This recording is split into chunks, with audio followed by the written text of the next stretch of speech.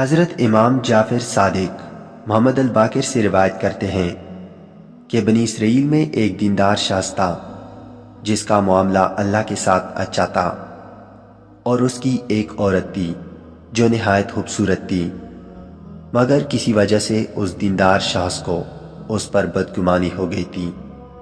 چنانچہ جب کبھی یہ دیندار شخص باہر جاتا تو گھر کا دروازہ باہر سے تالا چڑھا کے جاتا۔ ایک مرتبہ ایسا اتفاق ہوا کہ کسی جوان مرد سے اس کی بیوی کی آنکھ لڑ گئی۔ چونکہ دونوں خوبصورت اور نوجوان تھے، اس لیے وہ ایک دوسرے سے محبت کرنے لگے، مگر باہمی معاملات کی بظاہر کوئی صورت نہ تھی۔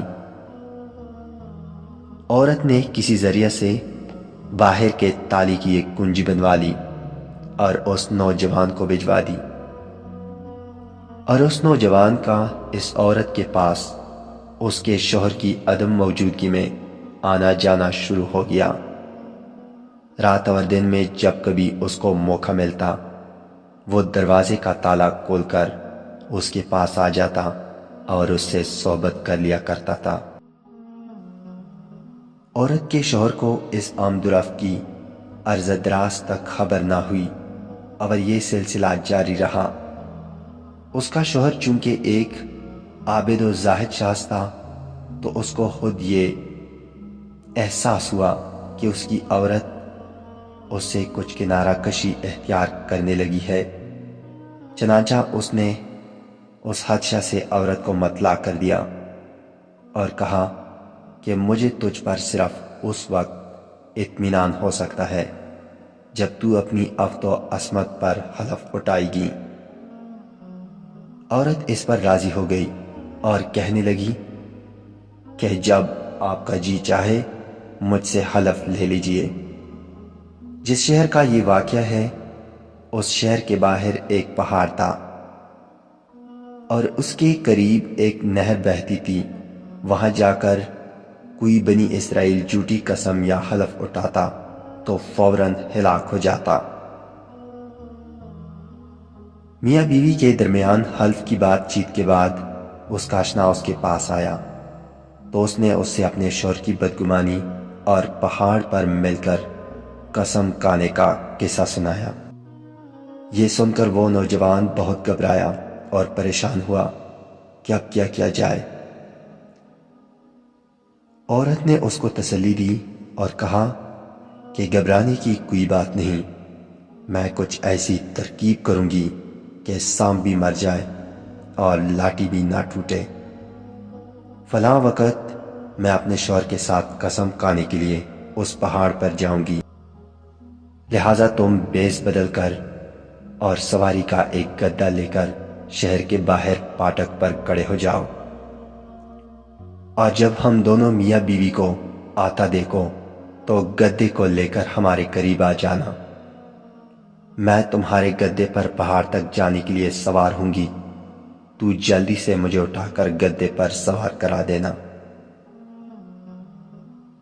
چنانچہ جب حلف اٹھانے کا دن آیا تو اس کی دیندار شوہر نے اس سے کہا کہ چلو اس پہاڑ پر چلیں تاکہ تم وعدے کے بموجب حلف اٹھا کر مجھے مطمئن کر سکو۔ یہ سن کر وہ جلدی سے کپڑے بدلے بغیر چلنے کے لیے تیار ہو گئی اور کہنے لگی میں پیدل پہاڑ پر نہیں جا سکتی۔ شوہر نے کہا چلو شہر کے پاٹک پر کوئی گدے والا کھڑا ہوگا، اس کا گدا کرائے پر لے لیں گے۔ چنانچہ دونوں گھر سے چل دیے۔ جب شہر کے دروازے پر پہنچے تو عورت کا آشنا گدا لیے ہوئے وہاں موجود تھا۔ اس کو دیکھتی ہی عورت کے شوہر نے آواز دے کر کہا کہ او گدے والے، ہم تجھ کو 90 درہم دیں گے، کیا تو ہمیں اس پہاڑ تک جا پہنچا دے گا؟ وہ بولا جی ہاں پہنچا دوں گا، اور جلدی سے گدا لے کر آیا اور عورت کو اپنے ہاتھوں کا سہارا دے کر گدے پر بٹھا دیا اور روانہ ہو گئے۔ آگے آگے گدا جا رہا تھا اور پیچھے پیچھے عورت کا شوہر اور وہ مصنوعی گدے والا چل رہا تھا۔ جب پہاڑ آ گیا اور گدے سے اترنے کا وقت آیا تو عورت نے اس بہروپیہ کو آواز دی کہ گدا پکڑے اور مجھ کو اتار دیں۔ وہ آنے بھی نہ پایا تھا کہ عورت خود بہت گدے سے گر پڑی اور اس طرح گری کہ اس کی شرمگاہ بہروپیہ کے سامنے کھل گئی۔ عورت اس کو بناوٹی گالیاں دینے لگی تو بہروپیہ بولا کہ بیوی صاحبہ، میرا اس میں کیا قصور ہے، اور اس کو پکڑ کر زمین سے اٹھا کر کھڑا کر دیا۔ اس کے بعد وہ پہاڑ پر چڑھے۔ آج جب اس جگہ پر پہنچے جہاں قسم کھائی جاتی تھی تو عورت نے اپنے ہاتھ سے پہاڑ کو پکڑ لیا